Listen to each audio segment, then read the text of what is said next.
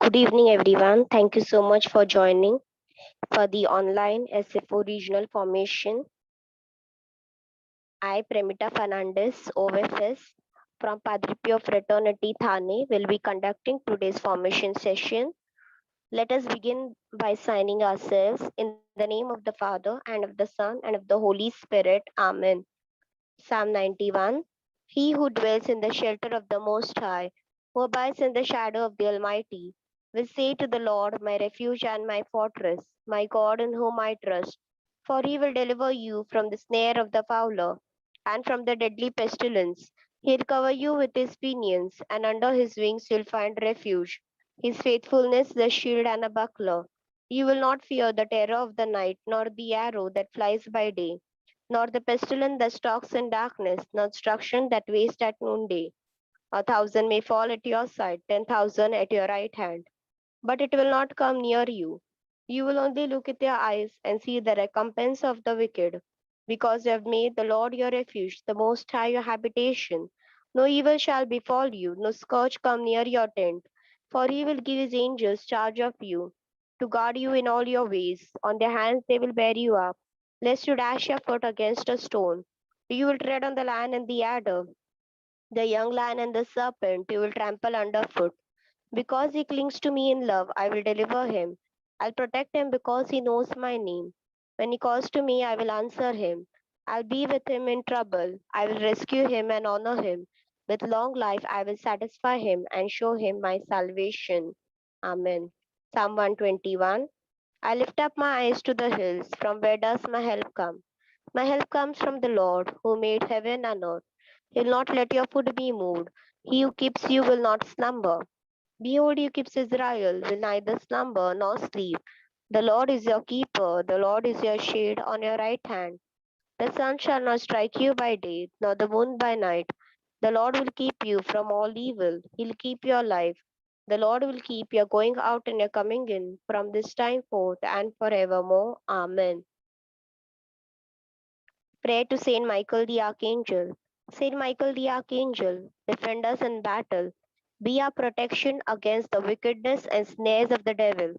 May God rebuke him, we humbly pray. And do thou, O Prince of heavenly host, by the power of God, thrust into hell Satan and all other evil spirits who prowl about the world seeking the ruin of souls. Amen. Hail Mary, full of grace, the Lord is with thee. Blessed are you among women, and blessed is the fruit of your womb, Jesus. Holy Mary, Mother of God, pray for us sinners, now and at the hour of our death. Amen. Hail Mary, full of grace, the Lord is with thee. Blessed are you among women, and blessed is the fruit of your womb, Jesus. Holy Mary, Mother of God, pray for us sinners, now and at the hour of our death. Amen. Hail Mary, full of grace, the Lord is with you. Blessed are you among women, and blessed is the fruit of your womb, Jesus. Holy Mary, Mother of God, pray for us sinners, now and at the hour of our death. Amen. Glory be to the Father, and to the Son, and to the Holy Spirit, as it was in the beginning, is now, and ever shall be, world without end. Amen. So, good evening once again to all. And our today's topic is vocation. In my previous sessions, we have studied about formation. We saw in depth about what is formation, and also we saw the stages of formation, where we understood about the initial formation and the ongoing formation. So today we are going to see what is vocation. So before we go into knowing more about this topic, let us see from the scriptures what vocation really means. So in the book of Isaiah, chapter 43, verse 1, God says, I have called you by name, you are mine. So this completely tells us that vocation is God's call. In these times, we are accustomed to getting calls by telephone and cell phones and text messages. We are so busy communicating with each other, with all the people around us, with our friends and relatives and families. but vocation is something which is God's call. In the New Testament, the word call is used 40 times. The dictionary has more than 26 meanings for the verb to call. The best definition that fits for our purpose is a request to come. So, vocation is a call, which is also a request to come. It is an invitation to all people to share in the life of the Trinity. God wants every person on earth to turn from sin and be transformed by His love. So, vocation is a God's calling, where God calls us to turn away from our sins and to be transformed. So, now let's see what is vocation. So, vocation comes from the Latin word vocare, which means to call. Vocation is of two types, personal and specific. Personal vocation includes Christian vocation and human vocation. Christian vocation, that is love God and love others as commanded by Jesus, as the commandment given by Jesus to us. Love thy God and love thy neighbor. And human vocation, that we are the co-creators. God has chosen human beings. As God said to Adam and Eve, be fruitful and multiply. So that's what God has blessed us with, to be the co-creators with Him. So this is our personal vocation. A vocation is a call from God through Christ in the Holy Spirit with others for others. So it's a call where we are led by the Holy Spirit and it's a call for others. So whatever vocation we have, it is also depends on others. 7 essential things about your vocation. Vocation is by invitation. So God calls or invites us to a particular vocation, that is single life, marriage, priesthood, or consecrated life. So God can call us to any of these vocations which help us to build ourselves. God calls you personally. God is interested in you personally and He calls you personally. As word says, I have called you by name. You are mine. I found you in your mother's womb. So this helps us to know that God calls us personally. God has a personal contact with us. Pope Francis has commented on this personal aspect of vocation. In calling us, God says to us, you are important to me. I love you. I count on you. So when God calls us to a particular vocation, God counts on us. He trusts us. Your vocation is an expression of who you are. Be who you are meant to be, and you will set the whole world on fire. This is a common paraphrase of the verse of Saint Catherine of Siena. It's tempting to think of your vocation as something you do. So, vocation helps us, it does not make us something which we are not. It transforms us, and it is there what we are, we nurture. Saint Francis Assisi was called to a particular vocation. Saint Thomas Aquinas was called to a particular vocation. And each saint, each person on this earth is called to a completely different vocation of itself. God knows us best. Which of us knows what will make us happy? Asked Father Jacques in the way of trust and love. We all have that experience of getting exactly what we thought we wanted, only to find ourselves still unsatisfied. But God knows us better than we know ourselves. Many a times we do so many things to satisfy our fleshly desires, our pleasures, and still at the end of all this, we find ourselves empty, unsatisfied. But when we trust and believe in God and cling to God, we'll be completely satisfied and we'll be happy because happiness lies within ourselves. And we can get that peace, that happiness only through Christ. A vocation is different from a career. When we speak of Christian vocation, we don't mean a job or a career. Your vocation is the way God invites you to love and give yourselves to others. So, like getting married or becoming a priest or religious is not a career that you choose. It's a vocation, it's a God's call for you. Every vocation is called to love. On the surface, the vocation of priesthood, religious life, married life, and single life seem quite different, don't they?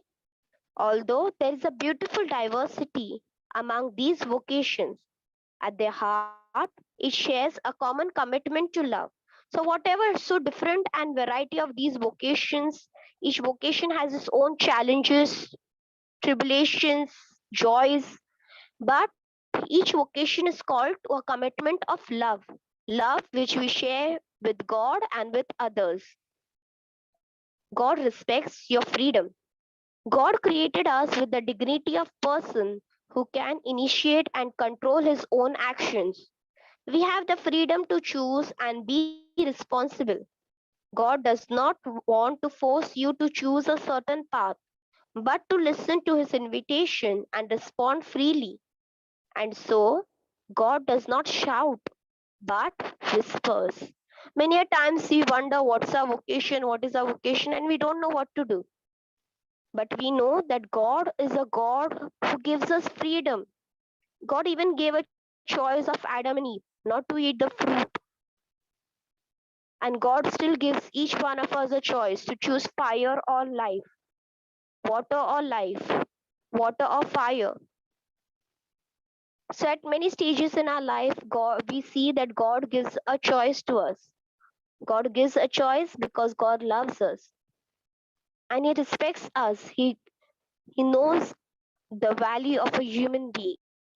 So that's why God will whisper the vocation in your heart, in your soul. He will not force His decisions on us. So there are four types of vocation in general that are priesthood, consecrated life, single, and marriage. All these four are unique vocations where God calls us. So vocation is called by God's love. So we're now going to see the different aspects of vocation. So the first is called by God's love. This is how God showed his love among us.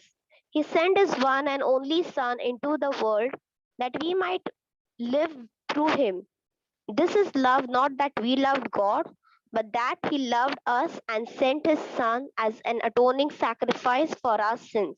So we understand vocation, God's calling, only when you realize that God loves you. Now, for example, if I have to call someone, if I am in need, if I am in at a very emergency situation, whom do I call? I'll call a person whom I love, whom I trust, or whom I know will help me. So, same way, God calls us because He loves us. And the best proof of His love is that God sent His Son, Jesus, on the earth to redeem us from our sins. Don't we all have evidence of God's great faithfulness to us? Has not God also brought us out of some kind of troubles in our own lives? So every day we have experienced God working in our lives. That's how we know and realize the working of God in our lives. The whole Bible is the story of God's love. God loves each one of us personally and unconditionally, not because we are good. We are good because God loves us. God is good, and so we are good. And God loved us first, so we love Him. And we can speak of vocation only when we realize the love of God, and that we can speak to God and sense God's call in our lives. When we are patient and attentive to the voice of God, then only we will be able to discern our vocation correctly. Now, from the Bible, we have so many instances where we see God's love working with the human beings. For example, as we see God the Father, He's the creator. He created us out of His love for the human beings. God the Father made a covenant with us through the chosen people. God the Father sent prophets to communicate communicate with human beings. Jesus the Son became human. Jesus the Son showed us how to live. Jesus died for us. The Holy Spirit inspired the scriptures. The Holy Spirit continues to guide, direct, and comfort. And the Holy Spirit dwells in us. So through the Holy Trinity, we understand how God the Father, God the Son, and God the Holy Spirit loves us all. And the vocation is God's calling, a calling for love. Call to share in God's life. Love seeks union. I pray that they will all be one. Just you and I are one, as you are in me, Father, and I am in you. And may they be in us, so that the world will believe you sent me. We see in the Gospel of St. John, chapter 17, verses 20 to 21, where God helps us to understand that the vocation is to share in God's life. So this is a call where we have to share in God's life. When we love someone, we want to be with them. God wants to be with us because God loves us and God wants to be with us. The ultimate vocation for all people is union with God. Finally, whatever our vocation is, our final goal is to be with God. By his life, death, and resurrection, Jesus died for us what we could never do for ourselves. He gained for all people what they didn't have by nature, a sharing in God's own life. When Jesus came on the earth, he lived with us and he died for us. That's how God has shared with us his life. And still now we experience. St. Francis experienced that crucified Jesus in his life, and that's how he was transformed. It's the same way we need to experience God's presence in our life. Everyone's primary vocation is to share in that life. This is not something that can be earned, it is a pure gift. Everyone has the choice to accept that gift or refuse it. It is important because other choices are based on that one. So, whatever vocation we choose, on that our whole life and our eternity is based on. Called and chosen. As we read in the book of Isaiah, chapter 43, verse 10, you are my witnesses, says the Lord, and my servant, whom I have chosen, that you may know and believe me, and understand that I am He. Before me there was no God formed, nor shall there be after me. So God has called us to be witnesses of Him. Not only we are called, but we are chosen. So God is the initiator. It is God who witnesses us. It's the God who chooses us. As in the gospel, we see the example of Zacchaeus. Zacchaeus was there on the climb. He was sitting on the sycamore tree. Jesus calls him, Zacchaeus, come down. So we understand that it was Jesus who called and chose Zacchaeus. God makes the first move, either directly or indirectly through his prophets. Many stories in scripture tell us of how God chose people like Abraham and Sarah, Moses, David, Samuel, Jeremiah, Mother Mary, Peter, and Paul. God wants people who are usable as instruments. Being chosen does not mean that God likes one more than another or that they are more worthy than the rest. God's chosenness is for the sake of communicating to everyone else. So God doesn't choose people because they are God's favorite or they are more blessed by God. No. God chooses them so that they can help others. So they are just the instrument of God. The apostles were called to be the first to witness to the divinity of Jesus, to preach and act in his name. This was their personal vocation. So the apostles were the first in the New Testament who were chosen by Jesus for a special mission, called to a personal vocation. So we look at the scriptural examples. First, we see the example of the rich man, young man. The rich young man told Jesus that he had observed the commandments. Then the young man asked, "What do I lack?" Jesus said, "If you want to be perfect, go sell what you have and come follow me." It was God's call for his personal vocation. So here we see God had called him personally. Then we see the example of the Gerasene demoniac. After Jesus healed the man from whom 7 demons had come out, the man begged Jesus to be allowed to stay with him. Jesus answered, "Return home and tell what God has done for you." A call to proclaim the good news was God's plan for the demoniac's personal vocation. So here we see his vocation was to proclaim the good news to others. The call of Zacchaeus. He was anxious to see what kind of man Jesus was, but he was too short and could not see him for the crowd. So he ran ahead and climbed a sycamore tree to catch a glimpse of Jesus, who was to pass that way. When Jesus reached the spot, he looked up and spoke to him.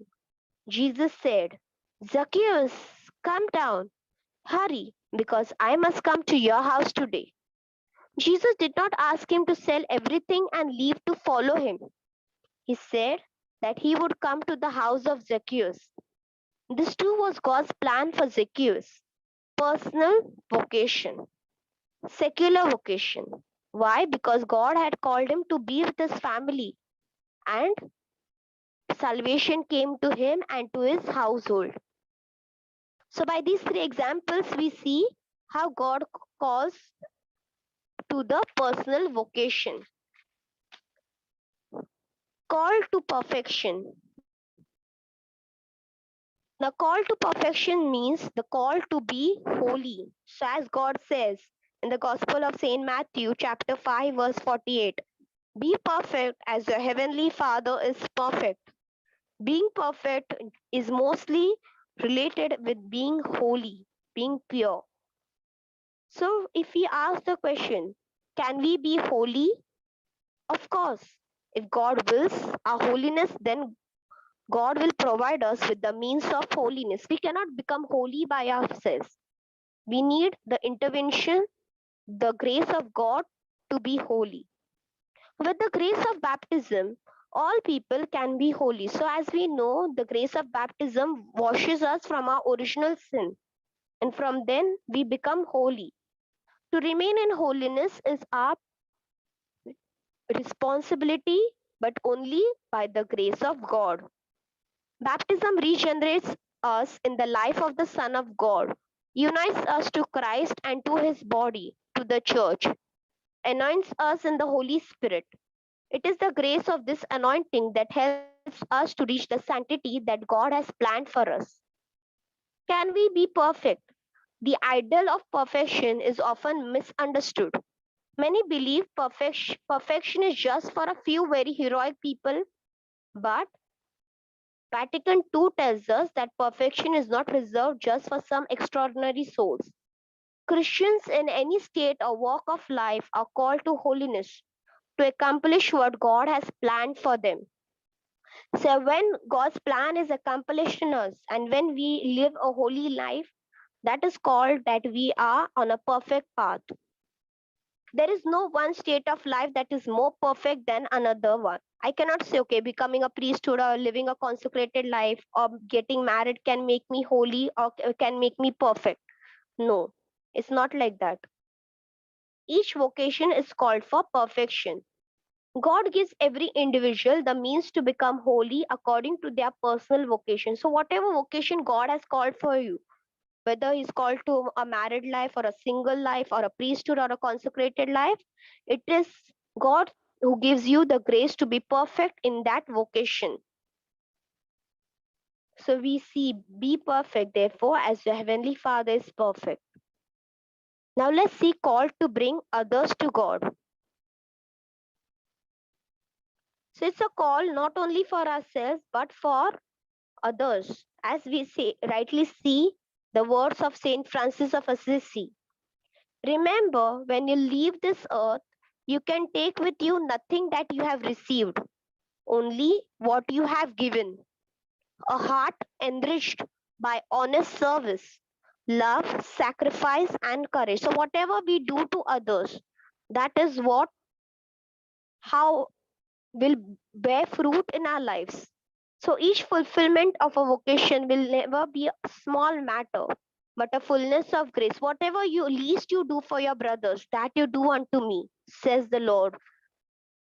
So, what the vocation, how you nurture the vocation for yourself and to others, that's how it will bear fruit in our lives.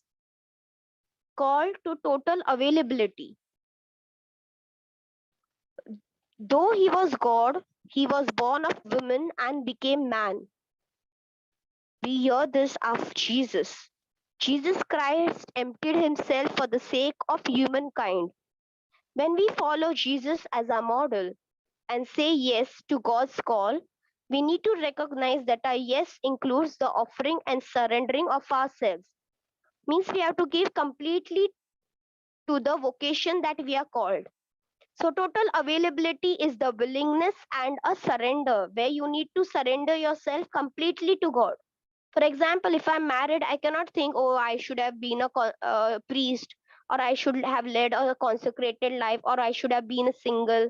No. Once I'm married, and I have to live that married state of life, that vocation for which God has called. Once I enter a vocation, I cannot look back to see whether I could have choose another vocation. So each vocation is a complete willingness and a complete surrender to that vocation for which God has called us. So we see through the scriptures, Samuel said, "Speak, Lord, your servant is listening." So when Samuel gave himself completely surrendered to the will of God, that's how when God used Samuel. Isaiah, I will go, send me. Isaiah was ready to go wherever Lord took him. Our Blessed Mother, be it done unto me according to your word. When our Blessed Mother completely agreed to give herself, that's when God worked in her life. Ananias answers the Lord's call to help Saint Paul. Ananias uses the familiar words that we pray and sing. Here I am, Lord. I've come to do your will. So we see in these scriptures, through these people, we see that how God is working when they completely surrendered themselves to Lord. Total availability is expressed in two words, that is willingness and surrender. If we are willing, then we are ready to do whatever God asks. If we surrender, we yield control to God who loves us so much. When we give ourselves completely in the hands of God, when we surrender all our problems, in our daily lives also, if when we surrender our problems to Jesus, you'll see Jesus taking charge and control of the problem and solving that problem. But when we keep that problem to ourselves, then that problem becomes a burden, a block in our lives. So it's always necessary that whatever vocation we have, whatever problem, difficulties we have in that vocation, we pray and surrender it to God. And before making a choice of vocation, also, we need to realize this, that I have to give my full commitment to that, and I have to surrender myself completely to give my best to that vocation. The Holy Spirit will lead us to be and to do what God has planned for us. At the first, we may not know for what, why we are called to that particular vocation, but Holy Spirit will slowly help us and will move with us, work with us to accomplish God's plan in our lives.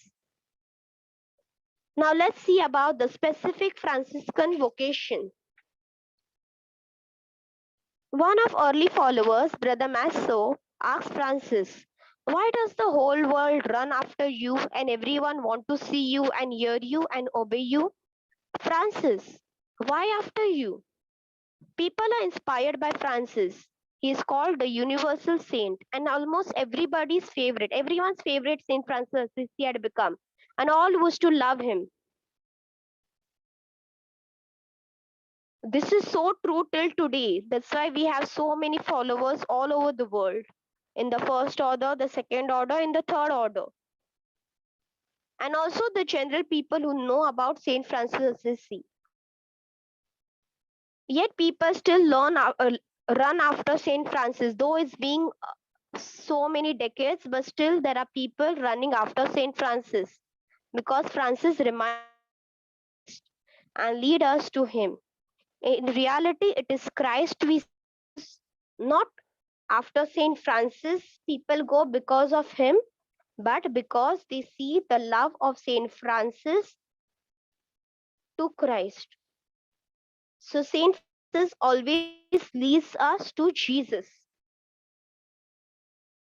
When Saint Francis looked back, he saw Christ. When we look back, we see Francis.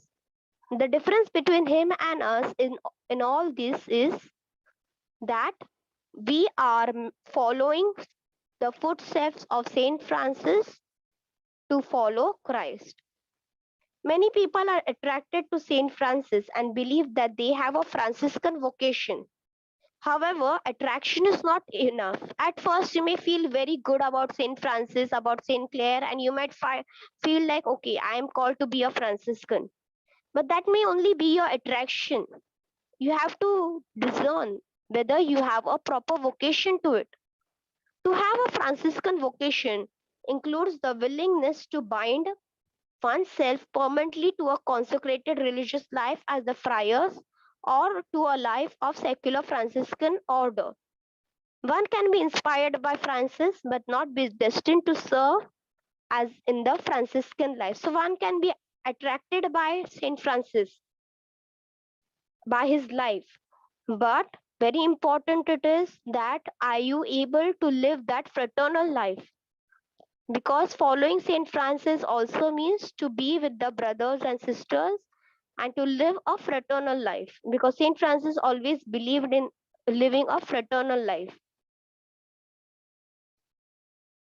So now let's see about our Franciscan vocation. So how to discern the Franciscan vocation, discernment.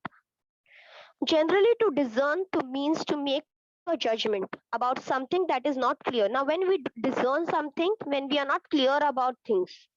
For example, if okay, by listening to Saint Francis life, by listening to Saint Clare life, I am inspired. But how to discern whether I have a Franciscan vocation? That is more important. For our purpose, discernment is a word that describes the process of coming to understand whether or not the Lord is calling and inviting an individual to a Franciscan lifestyle. How then does one discern a true Franciscan vocation? We begin with prayer. Very important to take, as God says, take everything in prayer. So it's very important that when you feel the call to Franciscan way of life, first you pray over it.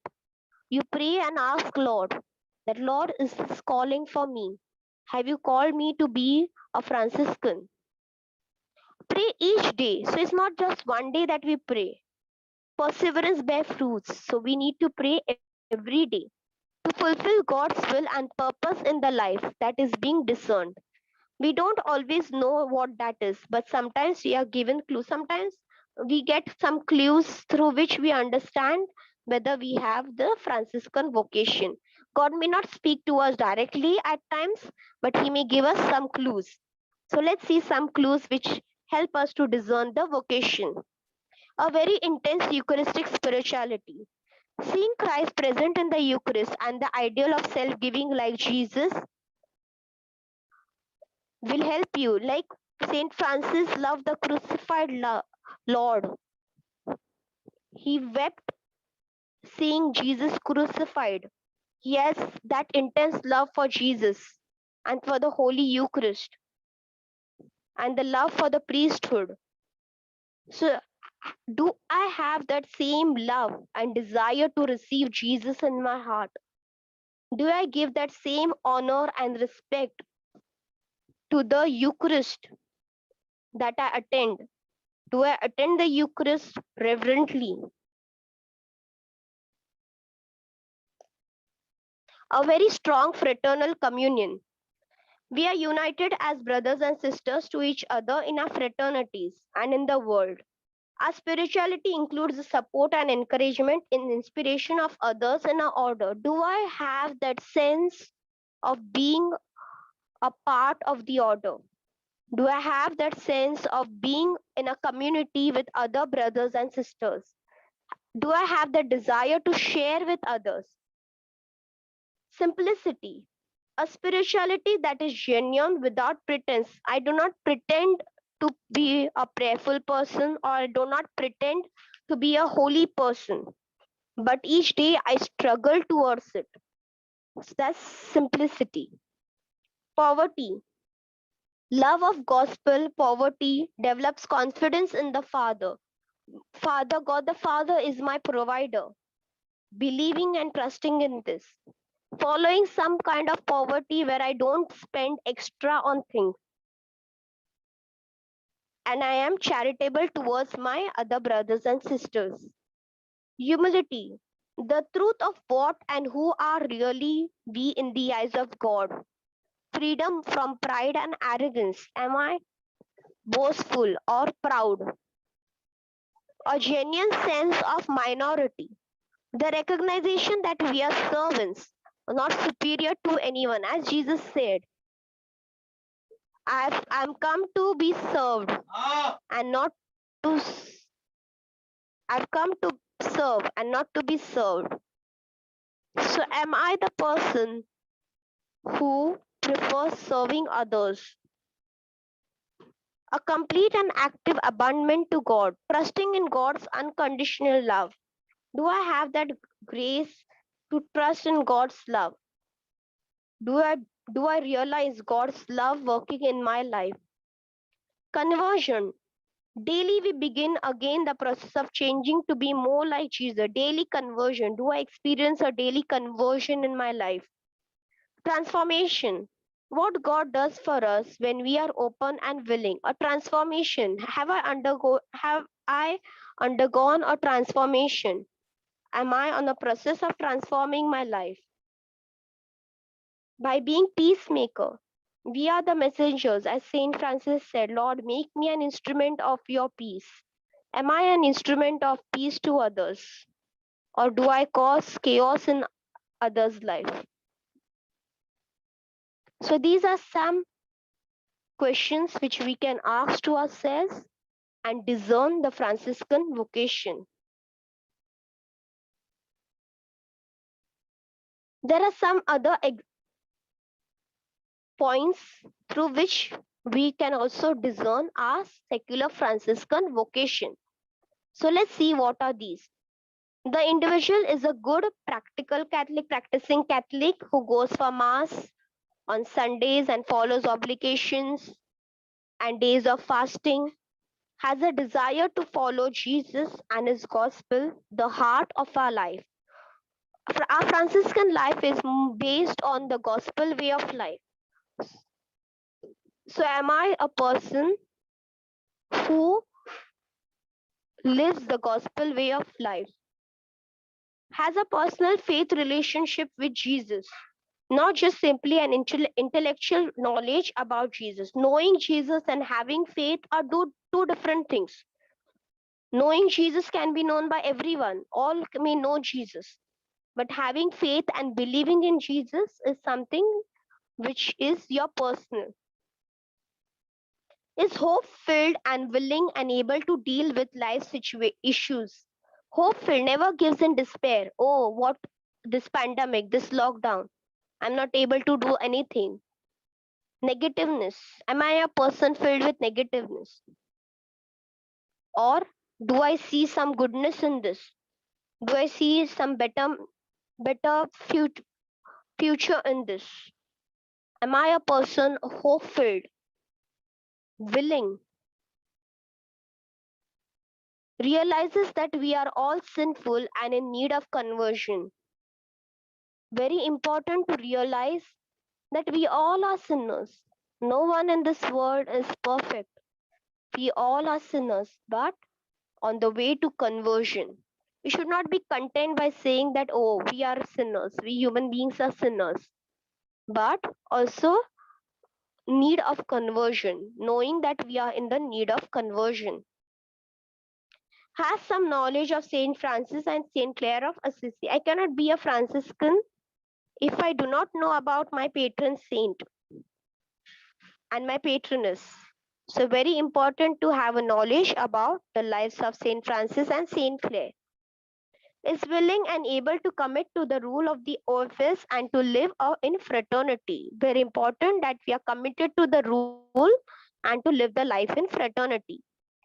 Trust God and realizes the importance of God in their life.